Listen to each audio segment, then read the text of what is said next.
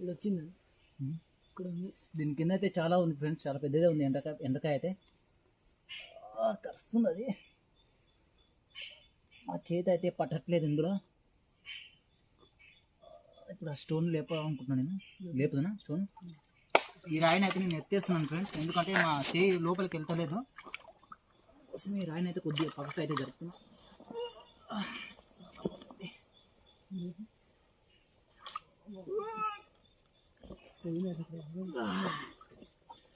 Mistake అయిపోయిందా?